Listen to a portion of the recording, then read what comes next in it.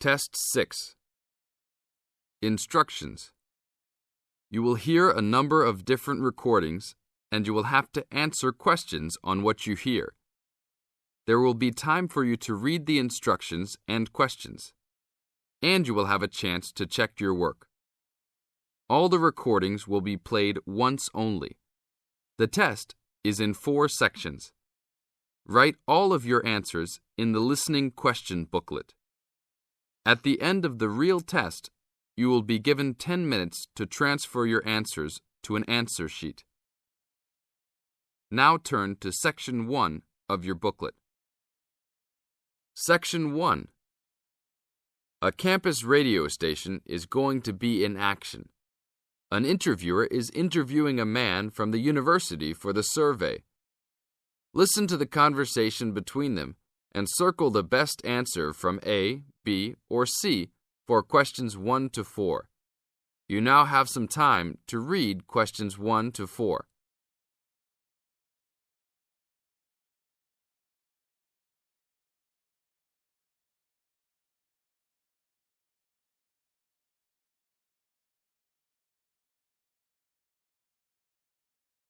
You will see there is an example which has been done for you.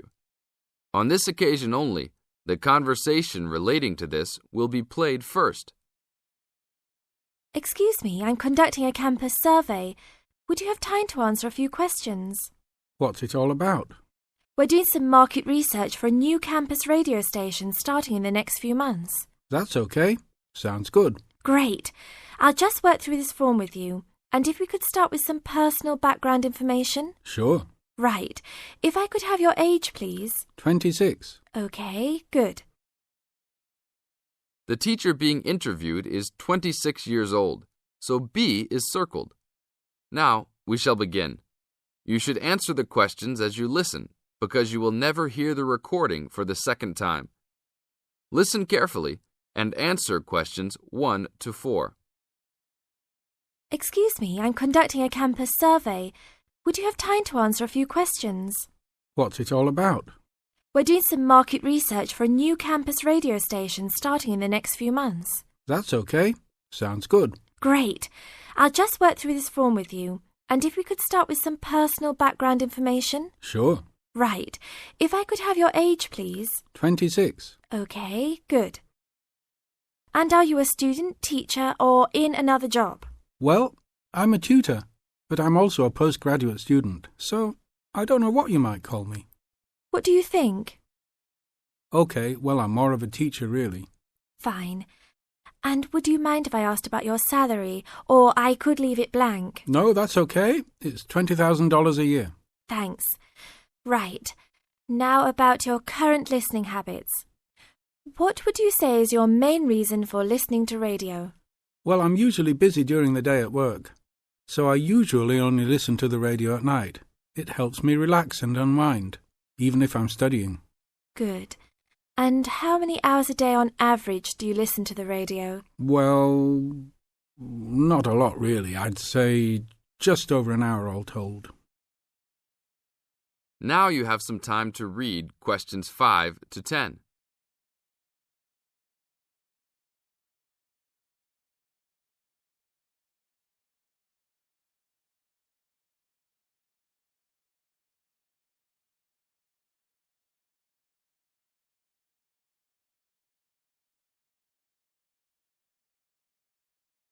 Now listen to the second part of the interview and answer questions 5 to 10. So, what are the 2 main times of the day that you listen to the radio? Well, for a little while around breakfast time, and then it tends to be later, after dinner, when I've finished any serious work I need to do. And what sort of radio programs do you like? I like the news, but I also like classical music. It helps me to relax. Fine. And turning to the new campus station, which type of programs would you prefer? I think the existing radio stations cater for my need for news. So I'd like to see programs about local information, providing a service to the campus community. And in the same vein, perhaps more for academic viewers, some lectures or relevant programs. Oh, I see. And if you had to give the new directors some specific advice when they set up the station, what would you tell them? I think I'd advise them to be careful about the quality of the broadcasts. You know, the sound system. There are a lot of radio stations and people can change their loyalty quickly if it doesn't meet their needs. I think they should do more of these kinds of interview too, you know, talking with existing and potential customers. Oh, I'm pleased you think it's useful. Certainly, yeah. Good. Now, this station will not be fully funded by the university. So how often do you think it is tolerable to have adverts? I think, well, out of that list I'd say every quarter of an hour. Of course, that's providing they don't last for 10 minutes each time. Oh, quite. And are you interested in attending any of the special promotions for the new station? Yes, I'd be happy to, as long as they're held on the campus or nearby. OK, I'll note that down. And finally, may we put you on our mailing list? Well, I prefer not, except for the information about the promotions you just mentioned. OK. Can I have your name and address? Of course. I have a card I can give you. Oh, great. And thanks a lot for your time, and we look forward to seeing you. Yeah, sure. Thanks. This is the end of Section 1. Now you have half a minute to check your answers.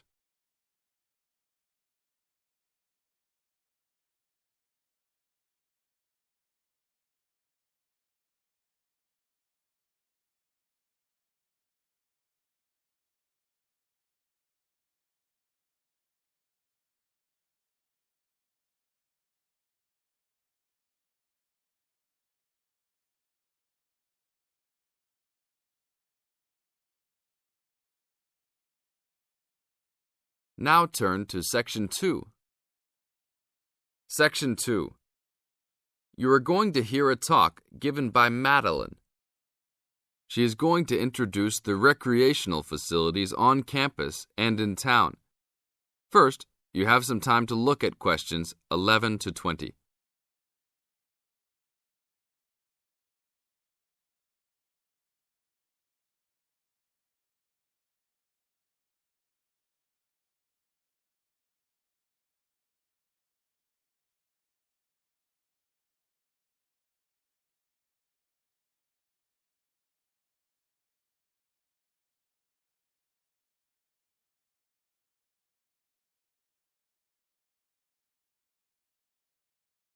As you listen to the talk, answer questions 11 to 20.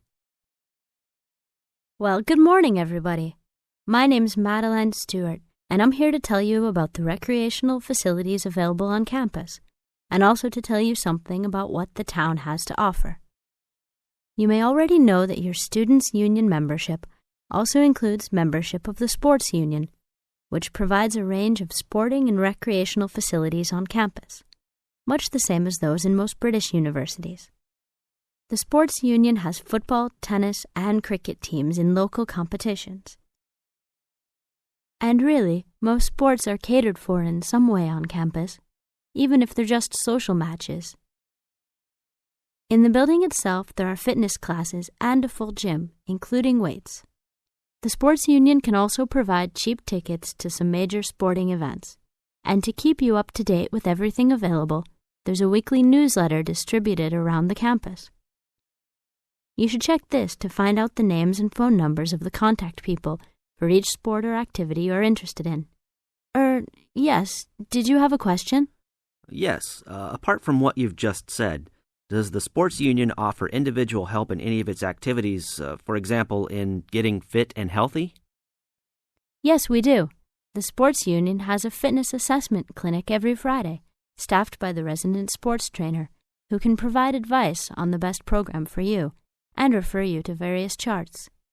I'm sure you all realize that for any medical assessment or health problem, you should go to the University Medical Service. The sports trainer can also advise you on a suitable training program using the weights. And now on to Ashbury. For a town of its size, Ashbury has some unusually good leisure and sporting facilities, most of which are near the center of town and easily reached by bus from this campus. There's a new, well, almost new, Olympic-sized swimming pool. That's not quite in the central town area, but it's only a 5-minute walk from the bus stop. Above the pool, there's a high-tech fitness center that any of you more serious fitness lovers would need to check out. Then, in the center of town, there's a sporting complex called the Anderson Center, which contains squash courts and facilities for a number of other indoor sports, such as basketball. And just around the corner from the Anderson Center, in the main street there, is an indoor bowling alley. All of these facilities are listed in the weekly newsletter, so I encourage you all to look through it and... This is the end of Section 2. Now you have half a minute to check your answers.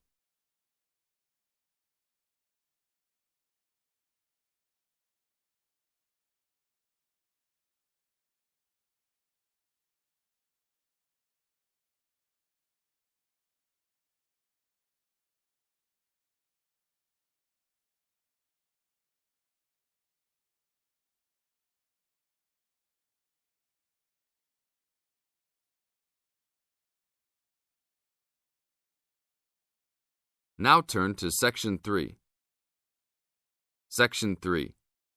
You are going to hear a conversation among Dr. Archer, Larry, and Judy, talking about the new term. First, you have some time to look at questions 21 to 26.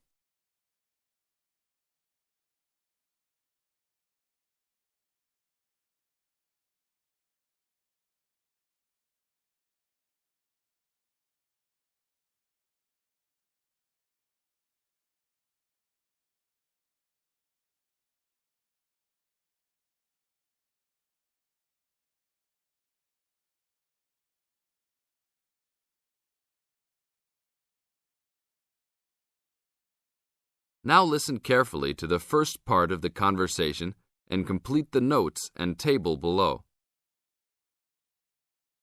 Okay, everybody, welcome back to the new term. I hope you've all had a good break and that you're keen to start on your research project. What I'd like to do this morning is to give you a chance to ask questions about the project, requirements, ways of approach, how to get help if you need it. Today is informal. It may be already written on paper, but it's nice to have an opportunity to have it confirmed. So, any questions? Dr. Archer, is there a confirmed due date yet to hand it in? Yes, I can now confirm that it's 16th of July, not 15th as first advised. Okay? And what about the word limit? Well, there is some flexibility on this, but in general it's 8 to 10,000 words. Ah, I see. And you can choose your topic, anything from years 2 and 3. Yes? I still can't work out what I want to do it on. In that case, you should see your course tutor to agree on your final topic, and you should also be aware that there is special assistance available at the library on library resources if you need help on that. Can I just check on the deadlines for everything? Certainly. Look, let me write it on the board when each stage should be completed. First of all, you've got to work on your basic project outline, and that's due in to your course tutor by 21st of February, which is only 2 weeks away, so you need to get cracking on that. Do we have to include a full reference list by then too?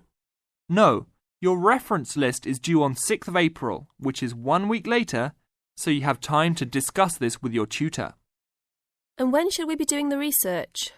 Well, that's over a 1-month period, essentially April to May. And the write-up? Well, you need to do quite a bit of research before you get going on your writing, so that's really May to July, with the due date for handing in on the 16th. Any more questions? Now look at questions 27 to 30.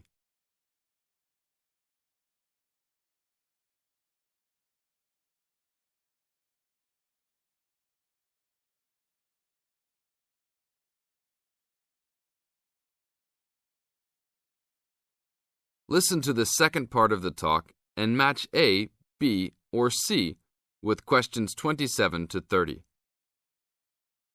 Well, sir, just some advice really. It's about the research approach. Would you advise us to use some case studies? Well, Larry, I know these can be difficult to arrange sometimes, but I really feel they are of great benefit in this subject. You can always talk to your tutor if you're having difficulty. Yes? I've looked over some previous research projects that are in the library. Is that a good idea, sir? I heard. OK. I don't think you should go through them in detail, especially at this early stage, or you might end up being influenced by them more than you realise. But yes, it really is about the best guide you can have to what's required to what's expected in this type of project. Sorry, Judy, I butted in on you. That's all right. It's just that I noticed one project was a joint one. They worked together as a pair. Is that a good idea? Yes, I remember that paper. Working in a pair can have some advantages, but to be frank, this is meant to be an individual project, so it's best to work on your own. About using subjects, is it okay if we use family members? Your own relatives? I don't see why not. They probably offer some advantages in terms of availability, although you need to guard against possible effects on your research outcomes. So, you can if you want. Perhaps you should discuss this with your tutor if you plan to use relatives, so you can approach it in the best way. Okay, thanks. Okay then. Well, I hope we've been able to sort out a few things. You're welcome to see me at any time, or drop me a note if you have any more queries. Fine, thanks. This is the end of Section 3. Now you have half a minute to check your answers.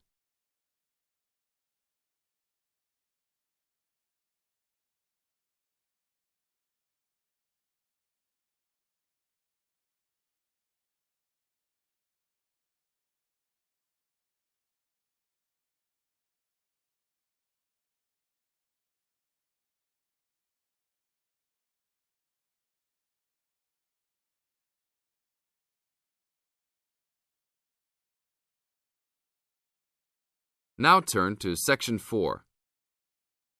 Section 4. You are going to hear a lecture about the geographic information about Australia. You now have some time to read questions 31 to 40.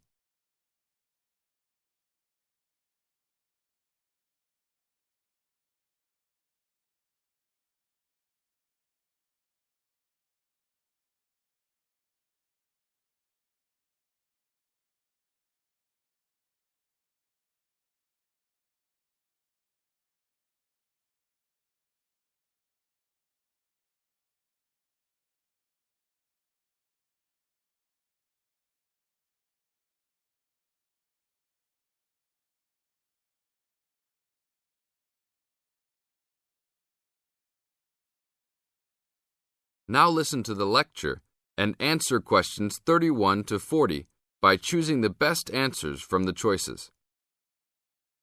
Good morning, everybody. We'll continue to look at Australia, and today look at one of its greatest natural challenges, water for the agricultural sector. As the only nation to occupy an entire continent, Australia has a unique environment, with much of it very flat and dry. One notable feature of the Australian continent is that it is the lowest of the continents. The average elevation is less than 300 metres, compared with the world's mean of 700 metres, and its highest mountain is only 2,228 metres, so it is overall a very flat country. It is also dry. In fact, Australia is the driest, after Antarctica, of the continents. Yet Australia has extremes of climate and topography. There are rainforests and vast plains in the north, snowfields in the southeast, deserts in the centre, and fertile croplands in the east, south, and southwest. And Australia contains some of the wettest areas on Earth. In western Tasmania and on the northern Queensland coast. But half of the continent has an annual rainfall of less than 300 millimetres each year, and only 20% has more than 600 millimetres each year. A major problem is that the limited water resources do not match up with where water is consumed. The major water resources are in northern Australia and Tasmania, whereas most of the agriculture and people are in southeastern mainland Australia. The agricultural sector is the largest consumer of both self-extracted and main-supplied water, using over 70% of total net water consumption. Electricity and gas supply and water, sewerage and drainage services use notable amounts of self-extracted water. However, net consumption in the household sector is the lowest, just 8% of total net water used. Australia's water use increased by 25% over the decade between the mid-1980s and mid-1990s. Much of this increase was due to irrigated agriculture, which, as noted earlier, accounts for over 70% of national water demand. Since the mid-1990s, the growth and profitability of irrigated agriculture has outstripped the dryland agriculture sector. Irrigated commodities contributed almost a third of total farm exports in the mid-1990s. The results of a special government report in 2000 showed that if today's water use arrangements continue, the water needs of the rural industries will outstrip water availability by about 2020. Irrigated agriculture, Australia's major water-using sector, would be seriously affected by the shortfall. And although groundwater underlies large areas of Australia, it accounts for only 4% of water use. So, clearly, apart from water for households, which mainly comes from dams or rivers, it is the rural sector where efforts towards water conservation are particularly directed. In this sector, the largest consumers of water are the meat and wool industries. One of the major problems in considering sustainable agriculture is the large amounts of irrigated water used to produce these products. Some of the crops, such as wheat, maize, and soybeans, also use a lot of water. Furthermore, many crops are grown in dry areas, where up to half the available water evaporates from the soil surface or seeps down too low into the ground for the plant roots to reach it. Well, that's all we have time for this morning. You will be able to do further study on this topic in the library, and I have a handout here with references for those who want to come out to the front to collect it. Next week, we'll look at outback farming and... This is the end of Section 4. You now have half a minute to check your answers.